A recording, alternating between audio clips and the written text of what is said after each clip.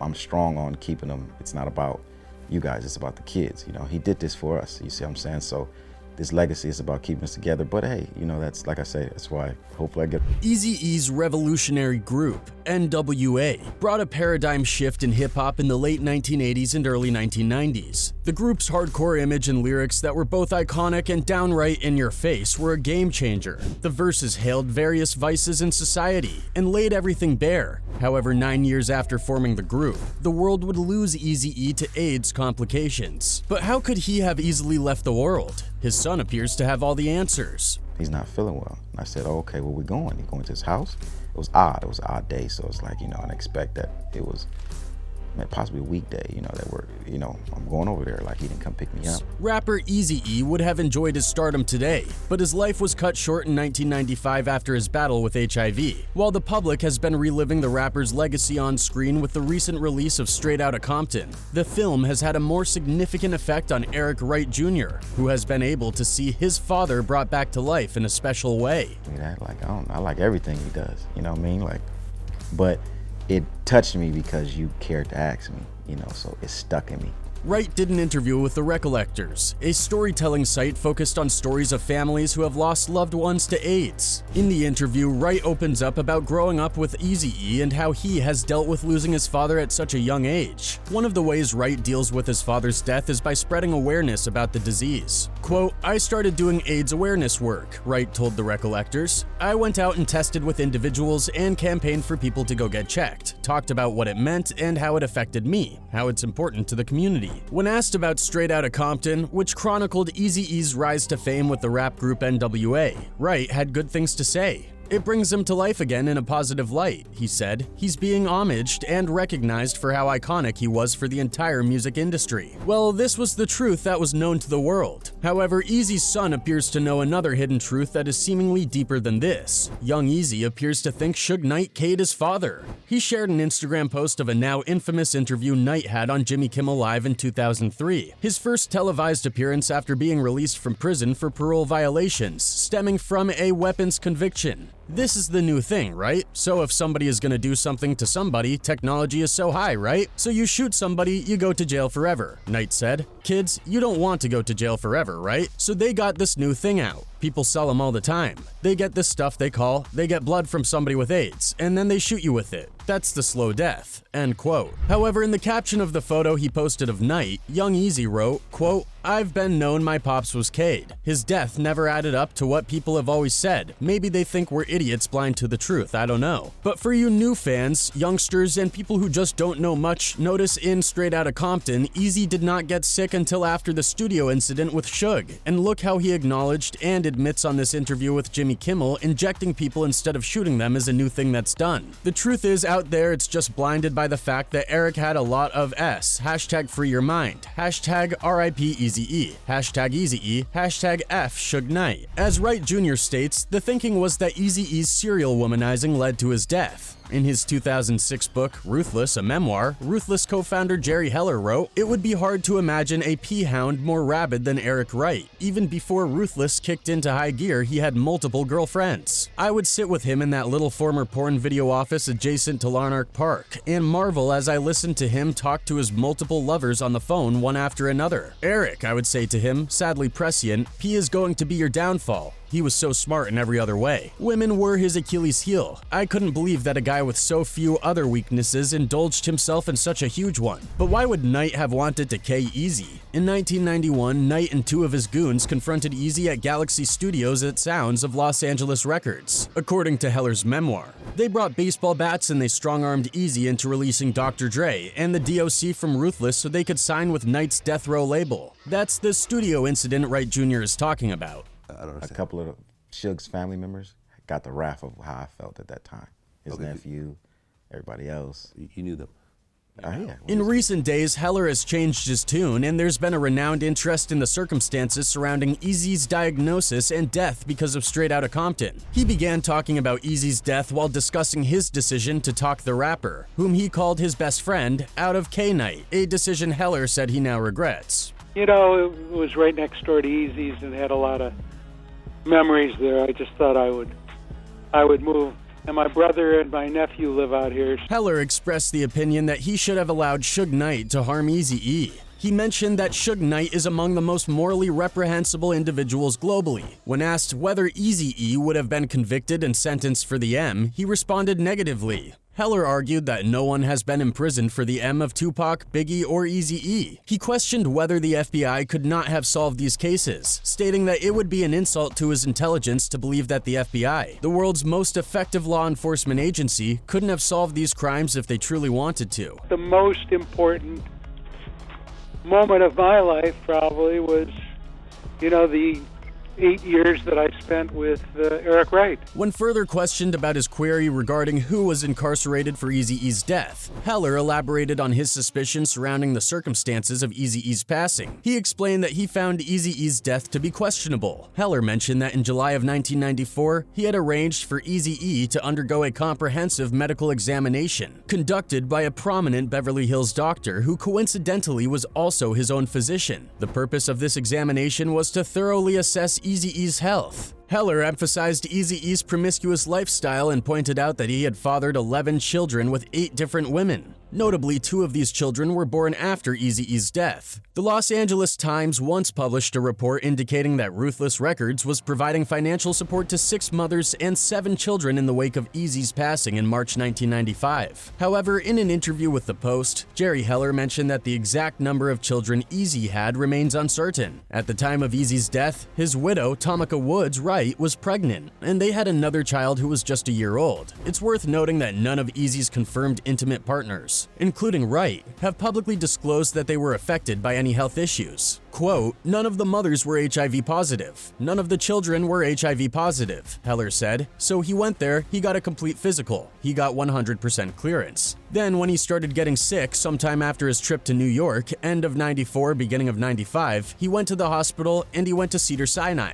They brought in doctors from Norwalk Hospital to treat him. Now, why would anyone bring in doctors from Norwalk to Cedars to treat somebody? Cedars is certainly one of the top hospitals in the world and has the finest doctors. That's always been suspect to me. According to journalist Carter Harris, who reported on Eazy's last days for Vibe, Eazy's friends checked him into the emergency room at Norwalk Community Hospital on February 16, 1995. He was released on February 19th, and on February 24th, still wheezing, he was admitted to Cedars-Sinai Medical Center. So, and we're going to go see him at the hospital.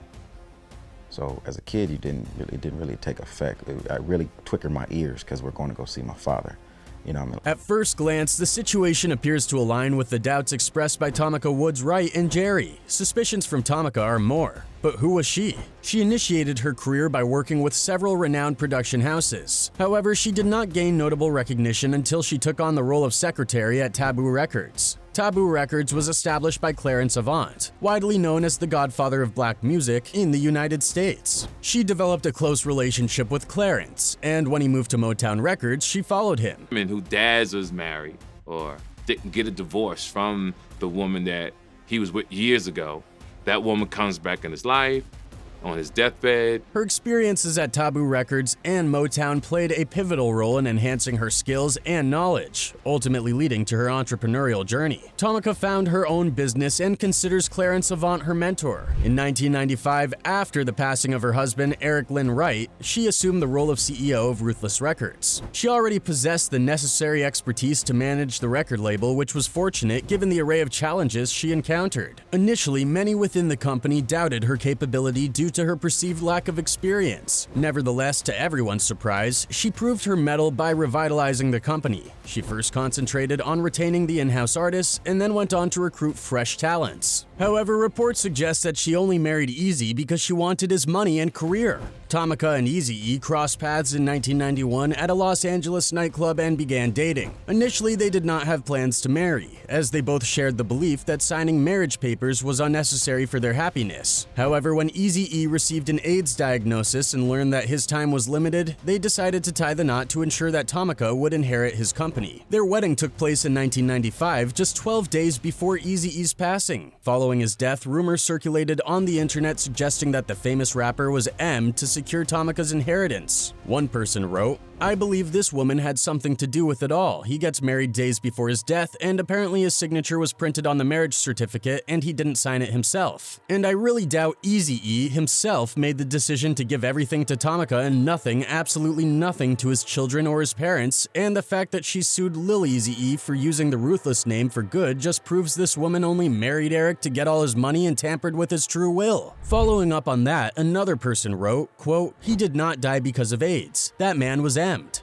Everybody searching because there is something someone is hiding. That doctor, for one, is on my radar list. So tragic. One day we will all definitely find out what happened to the greatest rappers that were K'd. Until then, may they rest with the Most High." However, for a third commenter, these might just be baseless accusations. They added, quote, "She seemed very sincere to me. I bet Jerry was on the who not to trust list. I watched this a few times and even though the audio video was synced right, I could sense her feeling of grief. It felt real. All in all, it makes me feel like Jerry Heller may have been the responsible party behind Eazy's untimely demise. Rest well, King." Despite all these, Tamika gave birth to 2 of their children during that year. Their son Dominic Wright was born in the early 90s, and their daughter Deja arrived 6 months after Eazy-E's passing. While there is also widespread belief that she has a child from a previous relationship before meeting Eazy-E, there is no official confirmation of this. However, an official from Whitman Walker Health, a Washington-based clinic specializing in HIV and AIDS care, has pointed out that it is entirely possible for Eazy to have impregnated his wife while being infected with HIV, and yet have both her and their child test negative for the virus. According to Justin Goforth, the director of community relations for Whitman Walker Health, approximately 1/3 of children born to an HIV-positive mother also test positive for HIV. Goforth, a registered nurse who has lived with HIV for 23 years, further explained that even when neither the mother nor the child receives any treatment, around 2/3 of infants are born without the HIV virus, meaning they test negative for it. But what about the fact that none of the mothers of Eazy's children have said that they were infected?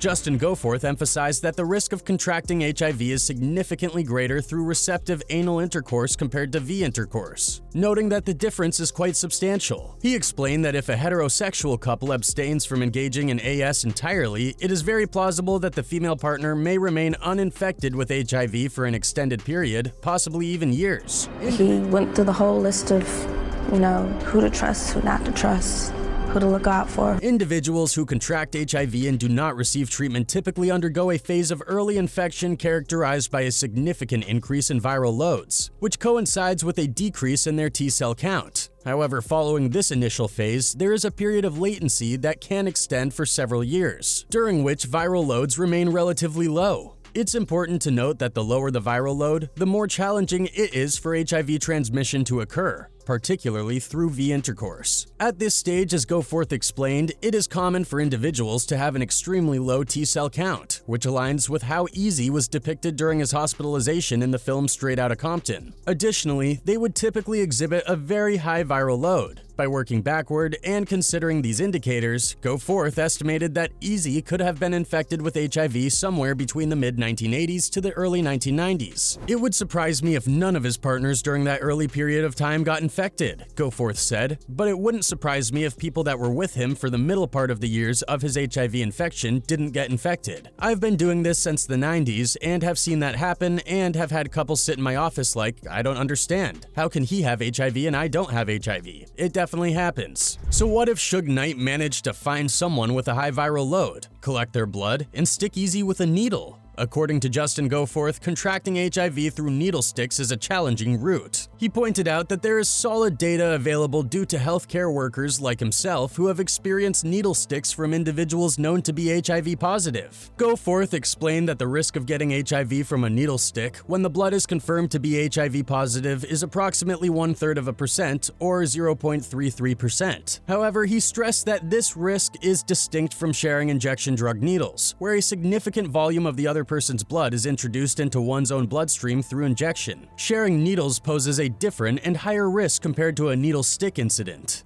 I'm sorry, Mr. Wright, but you've tested positive for HIV. Get the out of here. What? A normal T-cell count? So did Suge Knight really inject Eazy-E with HIV, leading to his death? The probability of this scenario seems low, considering the timing of their studio confrontation and the visible progression of Eazy's illness. It's more probable that Suge Knight may have insinuated involvement in Eazy's death to enhance his reputation as a menacing figure in West Coast rap. At the time, the stigma surrounding the illness was at its peak, as was the false conception that HIV and AIDS was strictly an issue affecting members of the LGBTQ+ community or drug users who shared needles. But Eazy-E, born Eric Wright, had likely contracted the virus through a heterosexual relationship, according to his doctor. Quote, "I just feel I've got thousands of young fans who have to learn about what's real when it comes to AIDS," the rapper said in a statement, adding that he had only learned of his diagnosis 2 weeks prior. "I've learned in the last week that this thing is real and it doesn't discriminate. It affects everyone." 9 days later, he passed away aged 31. Eazy-E's passing held significant importance as he was one of the early prominent musicians to openly reveal his battle with the virus, contributing to the awareness that HIV and AIDS was a global health crisis affecting people from all walks of life.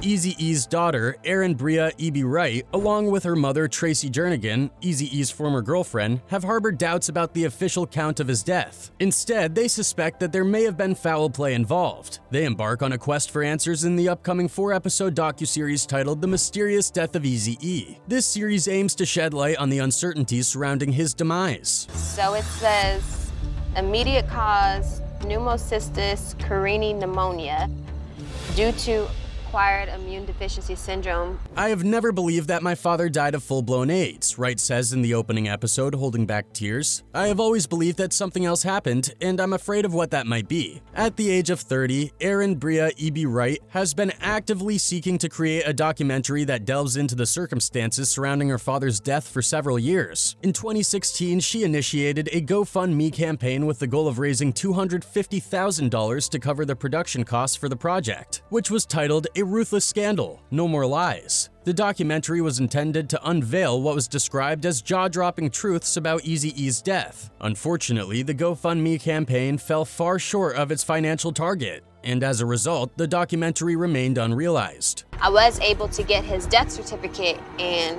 we've never seen this before, but people have so much to say about what was the real cause of his death that's recorded. However, Wright and her mother eventually secured financial backing for the project and partnered with entertainment journalist Jasmine Simpkins to explore the numerous conspiracy theories that have circulated regarding Eazy-E's death. These theories include questions about whether he had HIV/AIDS, if a rival was involved, and whether the government played a role. "My father was isolated in the hospital," Wright speculated. "There was no autopsy done. I've never even seen the medical records. Why? He died unusually fast," Jernigan added. "None of his children had it. None of the baby mothers had it." Erin continues to hold on to rumors suggesting that Eazy-E's death certificate does not mention AIDS as the cause of his death. Instead, she believes it states that he died from cardiac arrest or sudden death due to asphyxiation. In their pursuit of answers, Wright and her mother then reached out to rapper BG Knockout, who was signed to Eazy-E's record label Ruthless, and has publicly expressed his beliefs that Eazy-E was the victim of foul play. They meet with him in an alleyway for a conversation, where BG Knockout recounts his experiences in the studio with Eazy-E.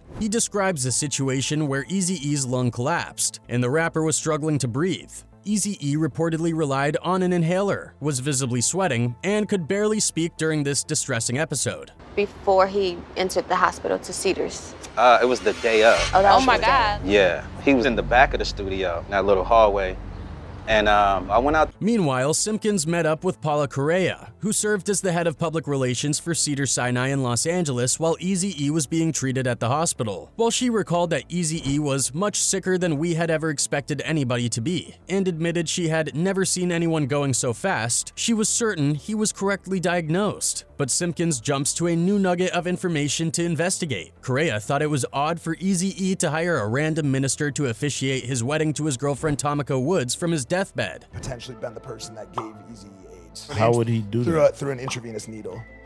And Eazy would never tell anybody. Erin stated that she had made efforts for several years to obtain her father's death certificate but had faced obstacles at every turn. However, when the cameras were rolling as part of the documentary, she finally managed to obtain the document. Eazy-E's death certificate reportedly lists the immediate cause of death as pneumocystis carinii pneumonia due to AIDS. The document bears the signatures of his doctor and a coroner, confirming the official cause of his death as AIDS-related pneumonia. Last time I went out, he was wheezing real heavily. And he started hitting the inhalers. And as we were talking, he started sweating. And his condition just progressed. With the official death certificate in hand, along with Correa's testimony confirming that Eazy-E was indeed suffering from the HIV virus, Aaron Bria, E.B. Wright, and Tracy Jernigan promptly discarded their earlier belief that Eazy-E did not have HIV or AIDS. They transitioned into exploring another theory. Considering the fact that none of Eazy-E's known romantic partners have come forward to claim that they had HIV or AIDS, and none of his children were infected either, they began to speculate that he might have been intentionally injected with the virus. In addition, they raised questions about whether Death Row Records founder Suge Knight could have played a role in the circumstances surrounding Eazy-E's death. Suge just felt like some foul play was going on because Eazy-E went from healthy to boom, he's gone. He kind of explained to me he wasn't saying that he did it. The hunch regarding Suge Knight's potential involvement in Eazy-E's death is primarily rooted in the well-known animosity between Knight and Eazy-E, which originated from a bitter dispute over N.W.A. member Dr. Dre. This feud, coupled with an unsettling comment made by Knight during an appearance on Jimmy Kimmel's Late Night Show in 2003, fuels their suspicions. Aaron expresses the need to speak with Suge Knight, who is currently serving a 28-year prison sentence after pleading no contest to voluntary manslaughter in a 2015 hit-and-run case. However, it's worth noting that the theory appears to have limited merit, especially since Wright had previously addressed the video clip in 2015. At that time, she stated that she did not believe Suge Knight played a role in Eazy-E's death and that his comment should not be taken seriously. Did you believe that when he said it, did you believe him, or did you think he was just covering up what he was saying? No, I believed him because, believe it or not, he spoke positive about it. While N.W.A.'s de facto leader may have spearheaded an entire movement soon to be labeled gangsta rap, his ascendance to the highest points of the hip-hop game was not without its pitfalls. Internal strife within the group, personal trauma, business acrimony, and ultimately, a tragic end would blight Eazy's promising future. Like so many rap stars, Eazy left us far too soon. Had he survived, one can only ponder the musical and business future of the celebrated musician and entrepreneur. Always an innovator, he may have followed in the footsteps of other rappers who sought to reinvent themselves, or, in the vein of his bandmate Dr. Dre, perhaps launched the careers of the future rap generation.